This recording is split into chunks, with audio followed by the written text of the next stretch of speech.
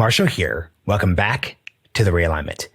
It's a pretty cold take way to open an episode by pointing out that almost everyone, left, right, and center, is dissatisfied with the state of the internet today, but it's frankly just true. Now, we've seen a couple different approaches to that dissatisfaction with the internet. On the one hand, you've seen the free market approach. Hey, you're not happy with Google? Start your own company. You can make a case about how you're running your company differently. You could attract new users or attract the same users from the company, and you could take away the power of a legacy incumbent like Google has in the first place. On the other hand, you have the regulatory approach. If we as citizens are not happy with the way the internet looks, let's pass a law to make platforms liable for their behavior, treat users differently, pay people, et cetera, et cetera, et cetera. Now, these are interesting and completely valid approaches, and I think there have been some specific edge cases where they've made a real difference. But if we're still looking at 10 years of attempts to reform the internet, it's pretty clear the underlying dissatisfaction about individual power in relation to big incumbent companies just hasn't really been addressed. My guest today, Frank McCourt Jr., has a central thesis about why that's true. Frank's perspective is, if we look at the early internet in the 1990s, the idea was you were going to have this open, quasi-libertarian space where you could have your identity and you were just there as an individual. His point is that if we actually look at the reasons why we went away from that model, it's because the actual infrastructure and the way the internet is structured made the rise of big, powerful platforms almost inevitable. So in our conversation and his new book, Our Biggest Fight, he's going to advance the idea that if we remake the actual architecture of the internet itself, it will address the dissatisfaction with the internet, it will give users more power, and it will actually create the opportunity to build new platforms built on the original promise of the internet medium. So lots of interesting stuff. This was all new to me, so it's cool to chat with someone who's put a lot of thought into this conversation. Hope you all enjoy this one, and a huge thank you to the Foundation for American Innovation for supporting the work of this podcast. Frank McCourt, welcome to the Realignment. Yeah, hi, Marshall. How are you today? Very good, and really pumped and excited to chat with you. We're releasing this a day of publication, so it's glad and great that I had some time to think about the book and the work you're doing. So here's where I'd like to begin by way of introduction to you and your work. The instant thing I saw in your press materials that made this an automatic booking for me was your description of yourself as a fifth generation builder. I'm obsessed with the conception of the builder. And if we're looking at our country right now, not just in the category of tech and the internet that we're focusing on today, but I think if we look broadly speaking, the builder mentality is going to be really key to approaching all of our challenges over the next decade or so. So I'd love you to just introduce yourself in the context of your being a fifth generation builder who thinks about the world through that framework. Yeah, I really appreciate you kind of honing in on that, because I do think it's what the country needs right now, right? This is the country that's been incredibly creative and innovative and built some amazing things. Some somewhat abstract like democracy, some very physical like our physical infrastructure, and we'll talk, I'm sure, about our digital infrastructure very soon. But yeah, I'm super lucky because I was born into a family of builders. My great grandfather started building roads when Henry Ford started building cars, and the family has been, building ever since. And we're quite proud of it because it's not easy to have a business continue and over such a long span. And, we're over 130 years old now. And I think that's precious, quite frankly. And the embedded institutional knowledge we have about how things work and how to build them, and the different, generations of building we've had, not just generations of people, but generations of technology, generations of infrastructure, how we've seen things evolve over time, including the internet, I think is very apropos. And we're at a moment, I think, in the country where, the technology that we use and is so, omnipresent in our lives has the potential of actually really advancing us here in the U.S. and also the world, at least in democratic countries, I think just massively, and just huge advances. Or if we don't address the problems with the design of the infrastructure, I fear that we'll actually lose a lot of the things we love and care about and have been so carefully built up over the last several hundred years. So I think we are at an inflection point. Quick fun note. I'm reading a book on American generals between World War I and World War II, and there's a section on then, Major Colonel Eisenhower. After World War I, he spent a decent portion of his time by driving across the country, testing out the new road system. He had a whole caravan that was traveling, and there was a mention of a McCourt in terms of the roads and infrastructure. And I was just thinking to myself, like, oh, like the funny coincidence if it was the McCourt I was going to interview this week, and it clearly was. So I think that's just a fun side note there. So let's actually start there focusing on the infrastructure question. You're obviously focused on digital infrastructure when it comes to the internet and the way it's actually set up. Can you really introduce the audience to this idea that we obviously have physical infrastructure in the real world, bridges, roads, et cetera, but there's an actual like digital infrastructure that undergirds our entire digital lives there? Let's think about it this way: that the internet started as a communications system, right? A telecommunications device, and it came out of the Cold War era, when our government was very concerned about the centralized communication systems and apparatus that we had at that time. AT&T was the big monopoly, and our telecommunications worked through these large centralized hubs. That's how the communication was sort of switched and moved, so you could talk to someone else. And these centralized hubs were vulnerable, theoretically, to an attack by the Soviet Union, where they would destroy a hub and thereby disable our communications. So the government said, we want to have a decentralized communication system, more of a spider web system rather than a single line from end to end, so that if there's a damage done to a part of that spider web, the rest of it will still work, and we'll be able to communicate, and we won't be disabled. So that was the work that was done and the reasons for it pre the internet. And then in 1989, there was an agreement among researchers at 4 universities that were doing this work that they would adopt a protocol, actually 2 protocols, TCP and IP. We've conflated them to TCP/IP, Transfer Control Protocol / Internet Protocol, that connected devices. So any device connected to using that protocol could communicate with the other device. And so now we had a decentralized communication system, which was anybody connected to the internet could, use the protocol or adopt the protocol and be connected. So that was a internet of connected devices. It was basically an internet built to connect machines. And ironically, or maybe it's not so ironic, but it's worth a footnoting, that even to this day, we are still an IP address on the internet. We're not a person. It's our device that's on the internet, not us as a person. Okay, so now let's roll the clock forward. 1989, Tim Berners-Lee, HTTP is another thin layer protocol, hypertext transfer protocol. And now, lo and behold, all the data is connected. So we have HTTP on top of TCP/IP, the devices are connected, and now the data is connected as well. And we also, by the way, a decentralized protocol designed to connect us all, allow us to share data, share information, share knowledge, and really, create a rising tide that lifts all boats. Make knowledge accessible and give people real opportunity.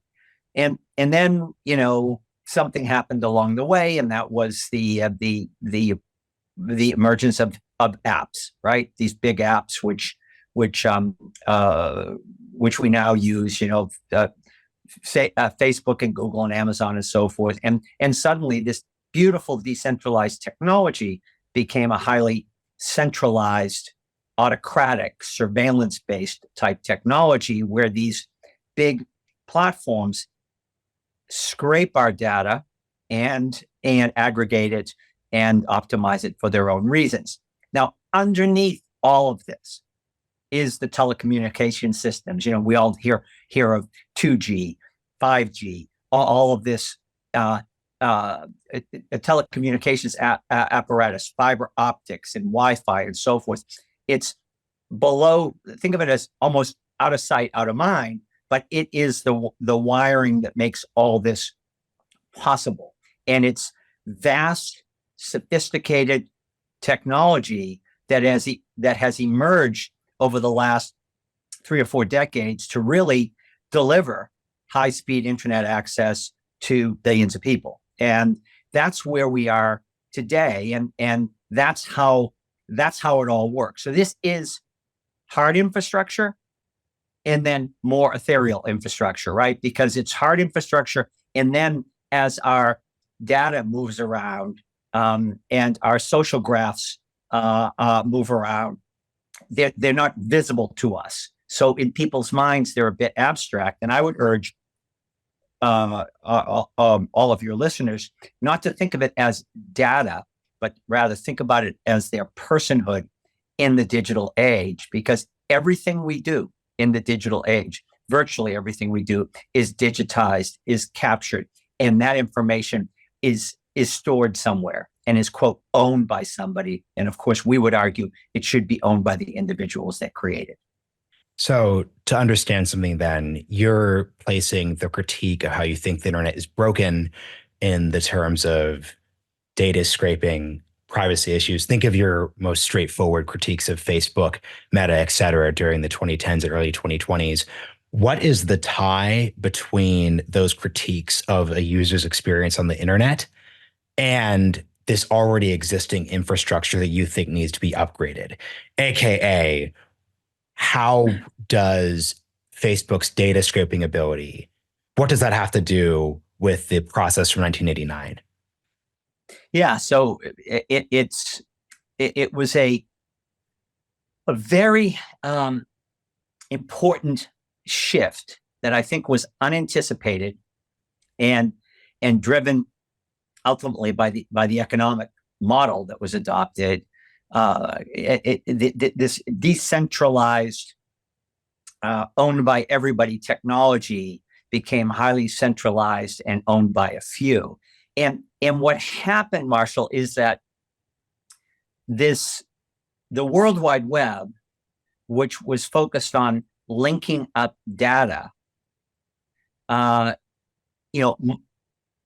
really evolved into this internet where the network effect, which is the power embedded in the internet and where the value is derived, both economic value and also potentially common good value, right? Solving, curing diseases and solving other problems at scale. What's technically called our social graph, which is our online being, everything about us, right? That's captured by one platform or the other, and then mapped. So these big platforms have a incredibly intricate map of humanity, of society. And they know everything we do, everyone we talk to, what we think. And now it's into a probabilistic or predictive phase where these algorithms are predicting what we'll do based on that makeup and so forth. So what became kind of the holy grail, the real value in the internet, was our personal data, right? Our social graphs. And that's not, we shouldn't be thinking about that as data. That's us. That's our lived experience. I like to think of it as, you're born with a biological DNA, and then your life is captured digitally, and that's your digital DNA. That's your lived experience. There's no more separation, though, between the two. Now it's in this world, in this digital era, they're one and the same. And even our biological DNA is digitized now. So think of it as again, it's your person. It's who you are in the digital age. And so I ask you, should you own you, or should Facebook own you? Should you own you, or should Google own you? Should you own you or should Amazon own you? And I argue that, of course, we should own us. This is our data. We created it. It's about us in very intimate details about us, by the way, as well as just like what we buy or what we, what movies we like or whatever. So it's everything about us that is scraped, aggregated, and then we are targeted by these platforms and to do things or to act out in a certain way or to buy something or to read something or whatever the case may be. It's upside down. We need an intranet where each of us own and control our data. Agency is returned to us. And then the apps of the future should be clicking on our terms of use for our data, not our clicking on these big platforms, the cookies these big platforms put before us that we click on if we want to have access to the free access to the platform. And of course, it's not free. It's at a great cost. Our data is extremely valuable, or these companies wouldn't be worth trillions and trillions of dollars. So we now know the data is hugely valuable. Let's reclaim it. Let's reclaim the intranet, reclaim our data so that we, A, have control and agency, which I think is fundamental to a democratic way of thinking and operating. And also, let's share the benefit economically of all this data because we're creating it. Why aren't we sharing in the value that it creates? Okay, so this is where this gets really interesting because we're talking about, and you're mentioning words like own. I would add the word autonomy to maybe being a relevant way of thinking about this, because part of the issue, though, is I understand it, and push back if you disagree. The pushback that I found compelling by basically pro tech platforms folks is they said, like, look, your individual data, Marshall Kozlov, it may seem impressive that Instagram will see that you search something on Google and all of a sudden I'm getting served ads for shoes. But my individual Marshall Kozlov specific data actually isn't worth anything when it's not aggregated with the collective whole of everyone else's data on the platform. So it's not as if and this is where the whole is data the new oil thing sort of breaks down, because once again, an individual bit of oil actually has value. My data by itself might not have value. How do you think about that critique when we're coming to this, you could own something here? Yeah. So let's unpack that because there's two or three things that are important. Number one, I use the word own a little bit loosely because a social graph is it is a mapping of our activity on the internet and who we interact with. So we don't own the other nodes in that graph. We own our nodes, right? So, and the value is in the interaction and the relationships and so forth. So, I think own is an okay word. I think control is a really important word. I think autonomy is a really important word. I think agency is a really important word. But I add own because there is an economic value to this that people should be able to receive some of that value if their data along with others is put to a commercial use. So it's more than just control. It's actually benefit, right? So that the own is sort of shorthand for that concept. It's true that our data aggregated is more valuable than our data on its own, but it's a bit like voting, right? Mm-hmm. Does your vote matter or does your vote only matter aggregated? We would, I think, agree that everyone's vote matters, and it's the aggregation, right, that delivers the result. So think about it kind of in those terms. Your data is more valuable, I think, than the big tech platforms would have you believe. However, there is no argument at all that the vast, vast value creation is in the data being aggregated. And I'm not suggesting for a minute that we wouldn't want to aggregate our data in order to create value or solve climate change or find a cure of a disease or stop the spread of the next novel coronavirus. Of course, we're going to want to aggregate our data to do it. But it's a big difference when you aggregate your data with permission, with transparency, with autonomy, and with control versus having your data surreptitiously scraped from you, be surveilled 24/7, and then have that data used in opaque ways and have it all be in a black box, right? And then used in ways that you have no visibility into, or and you're not even aware of how that data is being moved around the world. Information about you sold to other people and used in ways. And we have found this out the hard way over the last, now decade. This is not a new discovery. And going back to, Cambridge Analytica and so on and so forth, we saw how this data is being abused, and people were shocked, right, to find out that the data was being used in ways that they were unaware of. Well, this is what's happening. So again, the concept of autonomy, of agency, of control, of ownership, that's key. It's not to say, that aggregating the data isn't something that we're all going to want to do in the new internet. I would rather decide how my data gets used. And if it's commercial, share in the benefit. If it's for a common good, you can have my data. And it may be, by the way, anonymous, or it may be with connected to me. But I certainly don't want with the next pandemic, I don't want to have to go to the big platforms and beg them for, location data in order to stop the spread of the next novel virus.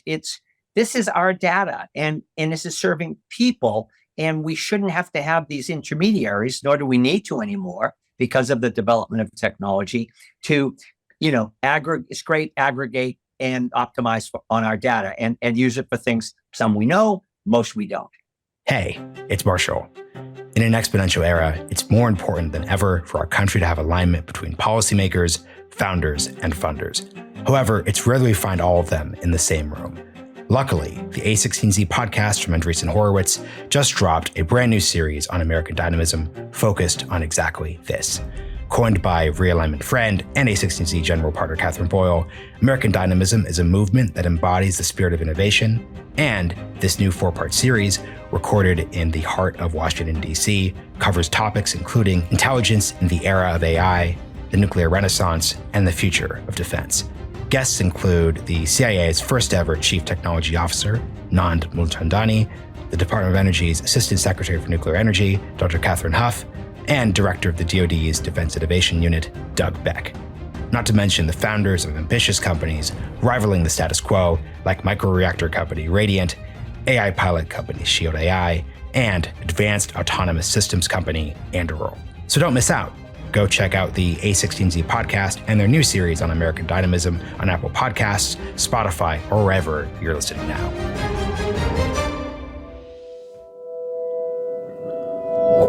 Love where this is going, because I'm really fascinated by kind of not just like the theory and the philosophy here, but like the business implementation side of this. So I don't know how active you are on Twitter or YouTube, but for example, YouTube, the Realignment is going to post the video of this conversation. And as part of the YouTube creator program, I'm paid out like 70% of the advertising revenue that's generated via our conversation. On Elon Musk's Twitter, if you are a Twitter Blue subscriber, when you post things, one of the benefits you get as a Twitter Blue subscriber, if you reach a certain threshold, you are paid out a portion of the advertising dollars. Yes, I know there's controversy about like how much you're getting paid, but the point is, YouTube and Twitter Blue are premised on the idea that there's value creation, and we're going to give some of that value creation to the people generating the actual content in the first place. In your vision of the internet, if you're talking about data, the information that I'm generating of my searches and my interests and my experiences, et cetera, et cetera, et cetera, are you proposing a world where next generation Facebook would give me payouts? How do you kind of think about how this would work because this is kind of an internet road not taken. It was a very discreet choice made to say that, well, actually, you're paid and that this is free. You're saying it's not free. So there's a value adjustment needs to be made there. But give us a vision how you think about that. Yeah. So this all evolved with I think a false pretense that somehow, these services were awesome. You were getting them for free. There was no harm being done. Your data wasn't going to be used in ways that, you weren't aware of, and so on and so forth. And we find out when the curtain's pulled back that was all not true, right? That your data was used, it was sold, it was exchanged, it's all over the place, and so forth. And then there's been more and more attention paid to this problem because we see now, oh, we're not governable anymore. Our democracy is falling apart. Oh, we can't have civil conversations anymore with our neighbors and friends and even family members. Oh, we can't tell the difference between fact and fiction on the internet anymore. And deep fakes are so good, they look as real as the real thing. Oh, we're seeing now the harms to young children and how it's really, really, really hurting a whole generation of children that are not whose literally brains haven't completely developed, and the social media is rewiring their brains and disabling them in many ways by making them more anxious, more depressed, thoughts of suicide, and sadly even suicide. So we're all seeing now the harms, and we're also seeing the value because these companies are worth trillions of dollars. I mean, the big five are worth over $10 trillion. So that's unprecedented in human history. This is not even close to anything that we've seen before. So we now know that the data is really valuable. Okay, so what are some of these platforms are taking a step to do as you suggested, which is share a little bit of that value, share some of the crumbs, right, with the people that are creating lots of value for the platforms. But there's still something fundamentally wrong here. We saw Zuckerberg launch Threads, Twitter, Musk fighting with Zuckerberg publicly, saying you're stealing my data. No, and then Zuckerberg saying no, it's my data, and they're going back and forth. That's the point. It should be neither of their data. It's our data, and in the future, there'll be platforms that are built that we entrust with our data to do certain things on terms that we're comfortable with. So you might launch, some kind of app, some kind of use case that's hosts your podcasts, and it's really interesting to people. And by the way, in this new internet, the network effect will be available to you. You won't need YouTube or Twitter to get to people, right? Because people will be on the internet, not on an app on the internet, and specific use cases will be for specific purposes, but you'll have direct access to your audience, and you'll set the terms of that. And so there's basically, and I think you've teased this out beautifully, two different sets of issues here. One is a set of human rights, right? It's the idea of being treated with dignity and respect on the internet, not losing your personhood, not losing your agency, your autonomy, your choice, and on the internet. That's a human right? Something that the idea of liberty and so forth. This is something that our forefathers fought hard to gain, right? When they left a monarchy, right, where they had no human rights, they didn't have those. They fought to gain those. Why in the world would we give them up just to use the internet? It makes no sense. And then there's a second set of rights, which are property rights. When my forebears came from Ireland to the U.S., they couldn't really own anything, and they had very, very few rights of a human nature. And they came to a place where they were respected as an equal, and they could make something of their lives, including economically. And so, rather than working in a field and getting a stipend of the crop to sustain themselves, and everything else went to the king, they now could build something. And as we talked earlier, my great grandfather took a risk and started building it, and here we are having this conversation. That's the American project right there.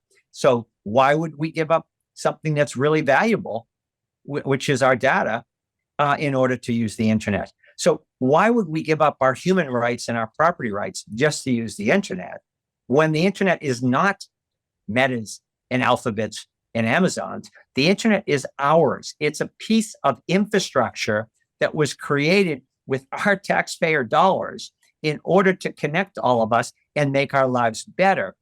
And what it's doing right now, and of course, there are some good things that happen with the technology. Don't misunderstand me, but we shouldn't accept some good things and a lot of bad things.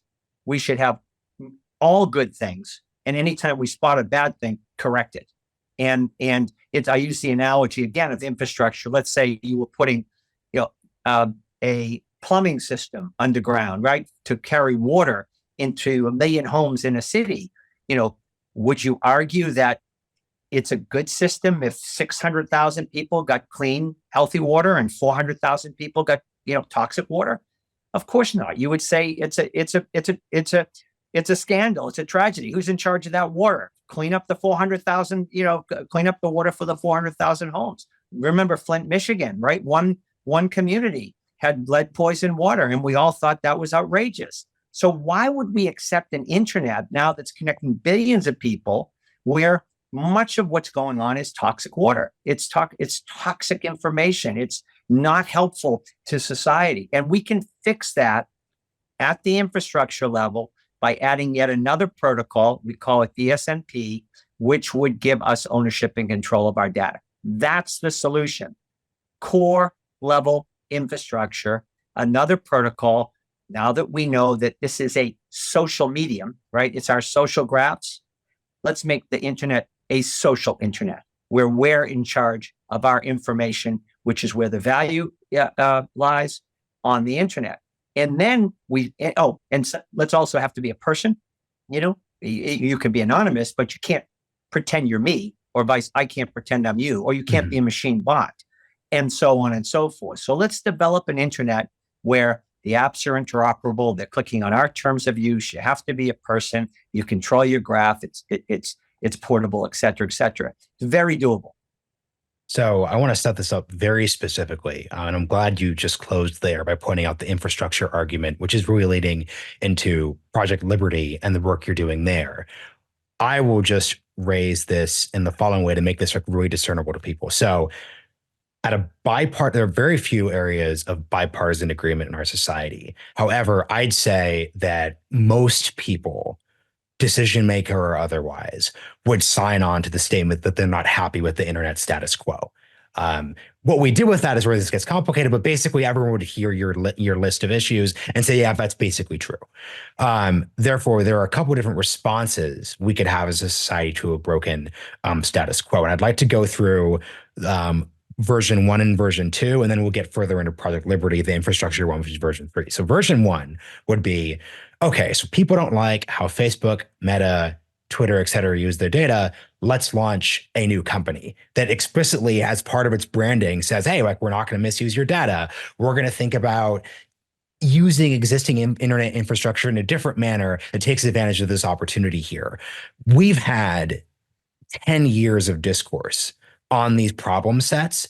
My perspective tends to be, if these alternate companies if there was an opportunity to launch alternate companies under the status quo, it basically would have happened by now. If we were to use that as a kind of quasi-libertarian response to the critique of big tech, I'm curious, from your perspective, why has the launch an alternative to the existing big tech players approach not worked, quote unquote? Yeah, and by the way, there are use cases that take that perspective, right? There's a social media platform by the name of MeWe, which has 20 million users, who, by the way, are migrating over to DSNP right as we speak. But they hit a ceiling because they're not buying in to the. By the way, they're a great candidate for DSNP because they're not scraping people's data, and they are very. They have a data bill of rights for people, but they haven't been able to get the scale because they don't have the network effect. 20 million can't compete against 3 billion.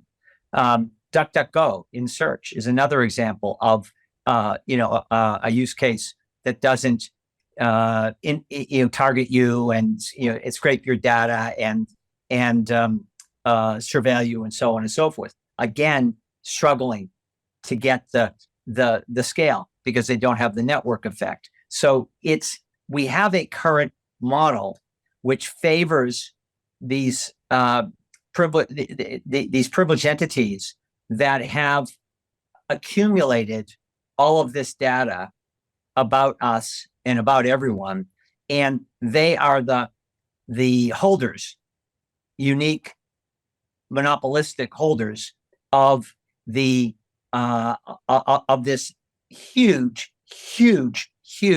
trove of social graph data. And it's hard for someone to come forward and compete against that in the current model. We have to change the model and make that version obsolete. So that's why it hasn't happened. And by the way, just to repeat the point, imagine an internet where the data, this vast amount of human data, is part of the internet itself. It's not, the data is not sitting in server farms at Alphabet or Meta or Amazon or Microsoft or Apple. It is part of the internet. So we have a global social graph that's universally accessible, and anyone who builds something that people are, interested in could benefit from that network effect. But the difference is with permission. You would have to give your permission to have your data used by this new awesome app that's built. So think of this new internet not as one that replicates the current version where you'll end up having 5 new giants, right? But rather thousands, millions of apps that interoperate, and think of it as a killer ecosystem, not as a killer app. Because if the information can move from one app to the other under your control, then you can have all kinds of apps that specialize in different things that are really interesting and fun and useful. And if one is just making stuff up and everybody knows it, then people can stop using it, or they can view it as entertainment, but not confuse it with a fact-based use case. You're too young, but I grew up in an age where, there was something called the National Enquirer, and it was on the checkout lines of grocery stores. This is unfair. I'm 32 years old. I remember the National Enquirer. Well, nobody confused when I was growing up the National Enquirer with the Wall Street Journal or the New York Times, right? They understood that it was entertainment news. It was made up stuff. Well, when you start merging the National Enquirer with the Wall Street Journal or the New York Times and mash it all up, and nobody can quite tell what's fact and fiction, what do people do? They just go to their own belief system, or what they want to believe, or what they think, and they start to pull out the facts, quote, alternative facts that they think supports their point of view, because there's no discernment or differentiation. This is a very dangerous moment, Marshall, because if we lose the ability to discern fact from fiction, if we lose truth and lose trust, then what do we have? We have chaos, and that you don't have democracy without trust. And I just would remind my fellow capitalists that you don't have a market economy. The version we have now of capitalism doesn't exist without trust. So there's a lot at stake here. So the next topic, actually, let me just ask you a question as a business person, because I'm obsessed with, as a person who works in the political policy space, there are certain types of problems, and this tends to affect the space where you work, where you could articulate something as a problem at a narrative level very beautifully and in a way that people will nod their heads, but it's not quite enough to get them to actually push a button in the way that let's say in a business, oh, that's an actual problem I have as a user. I will pay money, opt in, switch, et cetera, et cetera, et cetera. How do you think this new protocol you're proposing will help users transition from a point where they hear teen mental health crisis, disinformation, the lack of truth, and not just like nod and agree with the narrative, but actually at a user level say that is worth transitioning from these tech platforms or from a status quo that I first joined Facebook in 2007. It's been 15 plus years. Help me translate from the narrative to the actual taken action on a business level side. Yeah, I think you're really honing in on exactly the next challenge. What we have proven with Project Liberty is that there is a solution to this problem, and the tech works, and it works quite well, and it's scalable. So what we're now in the process of doing is working with others and many others, building out the new ecosystem. And the first use case, I alluded to that earlier, is a Web 2 social media app by the name of MeWe, MEWE, which is migrating its 20 million users over to DSMP. And, we're at somewhere between 650,000 and 700,000 people have migrated over. And that's just from one app. And that's just in a matter of a few months. So imagine when there's thousands of apps. I mean, there are 9 million apps in the world today, and 7 of them are consolidated into two app stores. So, again, consolidation, centralization, and so forth. Imagine a world where there's millions of apps and you're not paying a 30% tax, and these and people are migrating. And you mean the 30% growth. tax on the App Store, correct? The 30% tax on the 30% that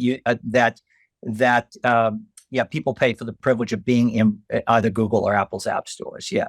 So that's it's not a tax that's warranted or necessary in this new internet. And again, let's have the 9 million use cases, but have them interoperable, not paying a 30% tax. And imagine everybody's going to want to be in this new world. And again, think of it as I think of it as like what is required for human beings to physically migrate, right? There are 2 things required. One, you have to be completely fed up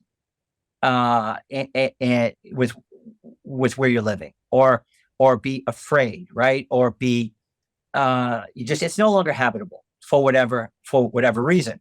And that's a tough decision for people to make, because people love their homes and where they're from. But at a certain point, they start thinking about, should I go somewhere else? Can I go somewhere else? But there's a second, criteria, and that is like, where am I going? If I pick my family up and leave, or if I leave my family, where am I going and why? I need a place to go. You don't just pick up and leave and wander, right? And so right now, I think the first criteria of people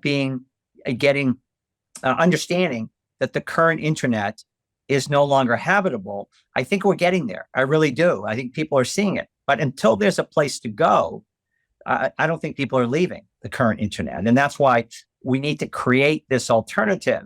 And what Project Liberty is doing is coming forward with a solution, not with all the answers, but with a key component of the solution, which is, hey, if we fix this at the protocol level, and this is an internet not about devices and not about data, but an internet that's about people, and we put people first, and of course, use the connected devices and the ability to capture data as features of this new internet. But it's our social graph that turns out to be the value. It's a connection, human connections that turns out to create the network effect. Data is inanimate. Data just is data. But human beings and their activities and relationships and preferences and behaviors, that's dynamic. And that's what's made the internet so powerful. And so let's acknowledge that. We now have seen how it's operated for the last 20 years. And let's actually put people back in charge of the internet and of how their relationships and their social graph generally is used. And then, then we're off to the races. Then we can really see that this internet will help us solve lots of problems. And as we enter this next phase of generative AI, which, by the way, is the same technology, just a more powerful version, the same architecture, right? It's aggregating data and applying probabilistic algorithms to it, predictive algorithms, which is exactly what's happening now. But with generative AI, these are huge data sets that are trained to operate in a certain way, and it's huge compute power. And just, Marshall, quick question. Yeah. Who has the huge data sets and the huge compute power? I mean, right now it's the platforms. It's the same few. That's right. And they're the only ones that are going to benefit from generative AI and under the current model, which is why you see them, just so interested in showing up in Washington and meeting with policymakers and elected officials to get regulations that will protect them. And by the way, make it more difficult for others to get in the space. And I would say we're at a moment right now where we need to level the playing field, return ownership and control of data to people. Maybe some people don't care about their data and the value or it's how it's used, and they'll keep giving it to Facebook. That's their choice. That's their prerogative. But I believe many people will actually look around and say, you know what? I can get everything that Facebook gives me from this new app that is, that's compensating me and not using my data in ways that I don't agree to, and so on and so forth. And the key is, lots of us have to move over and do that, right? And 650,000 or 700,000 in a few months makes this project the largest decentralized social networking project in the world. But we need 10 million, then 100 million, then 1 billion, and so forth. And then there's an alternative. I think once you have 10 million people in this new ecosystem, you've got a real thing that's an alternative, because that's scale. And then suddenly you'll see more and more people moving over more and more rapidly. I think this is going to happen quickly, because unlike, when my forebears came from Ireland to the US and had to be on a boat for a month and, fight, disease and they didn't call them, coffin ships for nothing. Right. And it's a heck of a lot easier to switch to, from one generation of the internet to the next by adopting protocol than it is to be on a ship and to leave your family, et cetera, and head across the ocean, not knowing quite what's on the other side. Two things I want to say, because I want to make these both very clear. What I find so fascinating about the approach y'all have taken at Project Liberty is you're looking at the structure of the internet and how it produces the status quo. So rather than just coming to me or anyone with your book of, hey, like, here's this new company that is going to change the game here, you're actually saying we're going to look at what's producing this status quo that no one really likes and focus on the infrastructure side of it. So your value add here isn't convincing me that you have this brilliant social media app or this decentralized Uber that I need to get excited about. I've had those conversations before, but your point is the actual hinge point here is let's introduce a new infrastructure layer that will then produce new behaviors, new social media and entree points, different actual issues there. I think the structural focus is just really, really smart, and very, very, very well taken. I think the, second is to last questions, we're nearing the end here. I would be very curious to unpack something you wrote in the book, which is you mentioned a skepticism of the regulatory approach to a lot of these questions. And this is also an interesting case where we've had 10 years of debate around regulating the internet broadly. Obviously, you've had certain areas where the Overton window has shifted. So, for example, you're seeing a lot of energy towards social media bans for those under 18. Who knows if that's actually going to be implemented, but that's a clear area where there's been a lot of energy picked up, especially tied to the teen suicide level issues. How do you really differentiate the regulatory approach from the approach you are taking at Project Liberty? Because I could see a person who's half listening to this episode and think that what you're proposing here is that Congress passes a bill that mandates this new infrastructure law. That's clearly not what you're doing, but can you just make it very clear for people, kind of like the point you're taking in contrast to the regulatory approach? Yeah. So let me give you a very concrete example. So in the early 90s, in 1993, my family started a telecom company by the name of RCN. And at the time, there were also oligarchs. There were 7 telecom oligarchs. There were the Baby Bells. And that was after the breakup of AT&T. And, we had an idea, which was to give people the high-speed internet access, and many weren't even sure what that meant at the time, because 93, remember the World Wide Web is 89, and 93, it's still very nascent. But high-speed internet access, cable TV, and their phone service from one provider. It was called bundling at the time. RCN was the first ever. And it was interesting. And by the way, our thesis was the oligarchs are all living on top of copper wire and, ancient switching devices and so forth. And the internet is a high-speed broadband type of technology. So you want fiber optic cable and so on and so forth. It's easier to build that from scratch than it is to convert a copper system to a fiber optic system. So we thought we had a huge advantage by going into cities where most of the customer traffic was and build this out. So off we went. And what was interesting was that the biggest friction point in terms of people signing up for RCN was not being able to have their phone number. In other words, they would sign a contract and then they'd say, and here's my phone number. And we would have to say, sorry, we can't give you your phone number because the baby bells, they say they own you. They own your phone number. And then, and people said, well, that doesn't feel right. It's my number. It's, my wife knows my number, my girlfriend, my parents, my, grandparents, my kids, my friends. It's me, it's mine.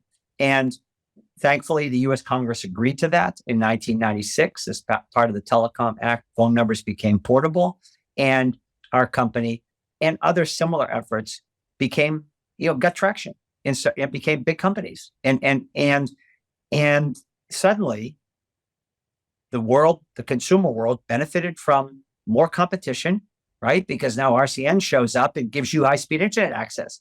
What are you going to do, baby bell? Are you going to give a customer high-speed internet access or not? Who is going to give the best price? Who is going to give a free phone? Who had a stronger signal? You had competition and phone number portability.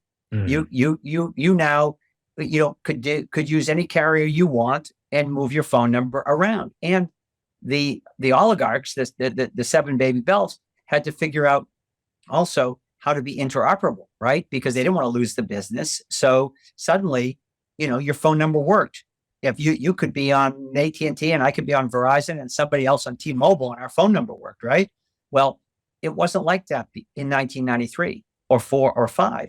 It wasn't like that until 96. And it seems to anybody probably under 40, and you fit into that category, that kind of dumb that our phone number wouldn't work, across different carriers. And you mean if I moved from New York to LA, I needed to get a new phone and a new phone number? Well, yeah, that was the world then.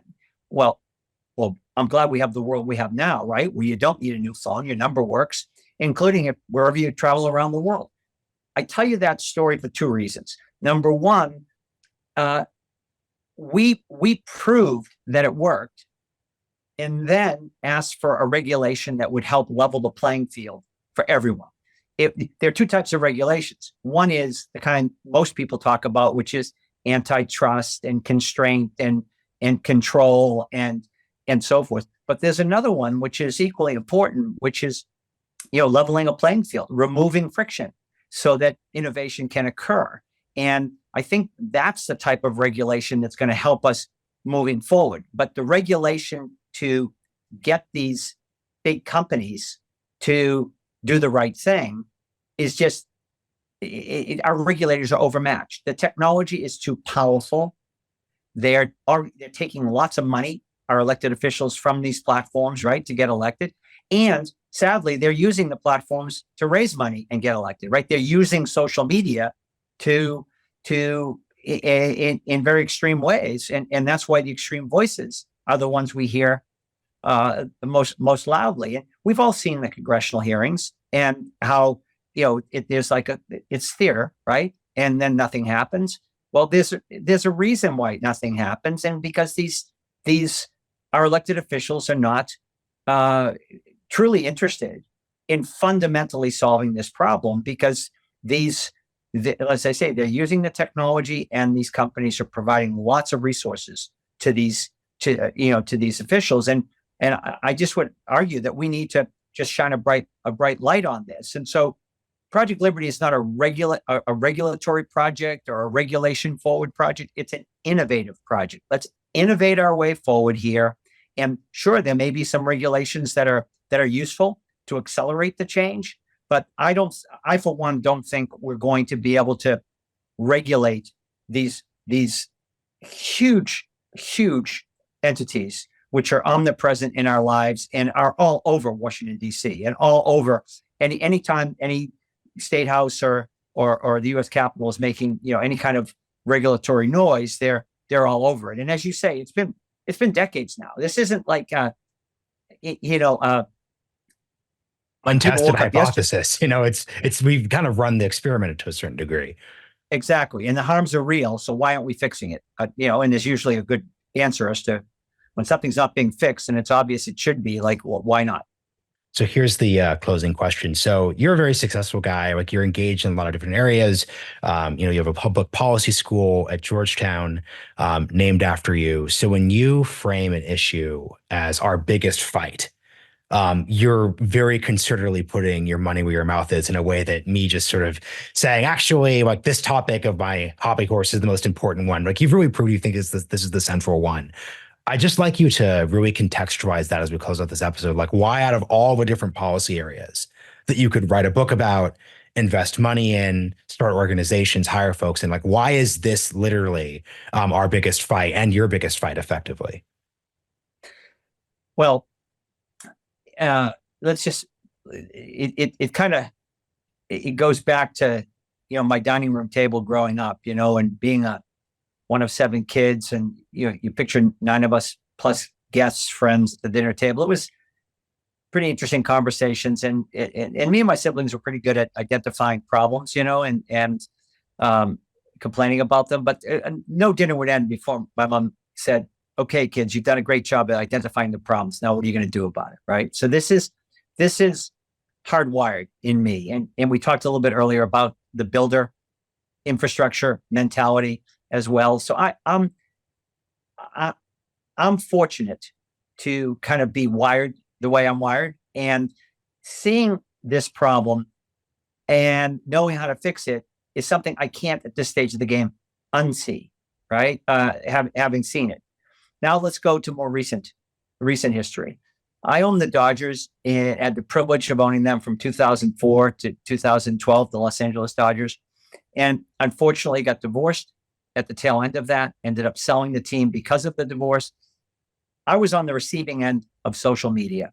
And that was when, Facebook was 5+ years old, and the smartphone, Apple's iPhone was becoming ubiquitous. It had been released. And in those years of 2010, 11, it was no fun being on the receiving end of social media and being totally helpless, just unable to, you can't say that's wrong. That's not true. You're just on the receiving end. So I saw the technology emerging, and I'm not asking anyone to feel sorry for me. I'm doing great. My point is, I know what it feels like, and it doesn't feel good. And I know how unfair it is. And I see it happening to millions and millions of people. Now, you mentioned the public policy school. So let's roll the clock forward even a little bit more. Had the privilege of starting that school with some of the proceeds that I received from the sale of the Dodgers, and thought, perhaps naively, that we could create policies that would redirect things so that just wholesale damage wouldn't be done to society and democracy by this technology that we had unleashed without really putting in safeguards. And realized fairly quickly that the policymakers could not keep up with the technology. It's just an unfair match. One moves slowly, the other moves quickly. One is trying to do the right thing in a very deliberate way. The other is quote, moving fast and breaking things, right? And so I remember a story of a faculty member sharing with me that she had a theory that you could predict in advance that a large-scale human migration was going to occur based on words that were amplified on social media. Imagine it like a bubble diagram, mm-hmm. right? And the government was very interested in that, our government, because if she could sharpen that model, that would be a very useful tool for governments and humanitarian organizations to know if 1 million people were going to pick up from one country and move to other places, and to know that in advance would be hugely helpful. And she got a couple $100,000 to do it. She knew Twitter had the data. She went to them, asked them for the data, and they said, "Yep, we have the data, and you can have it for $100,000." And she said, I can't give you $100,000 for that data. That's half my budget. I won't be able to do the work. I'll have the data, but won't be able to do the work. And they said, well, that's the deal. So she couldn't buy the data, and she had to deal with what was publicly available. That said a lot to me. Here we have millions of people in incredibly difficult circumstances, or they wouldn't be thinking about leaving their country, right?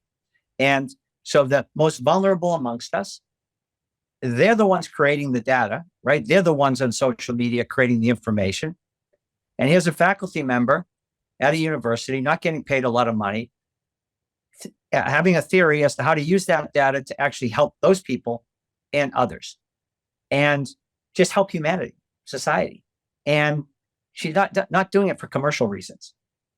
And then there's the data that would be available to help. And the data isn't available. It's out of reach, even though it was created by these same vulnerable people.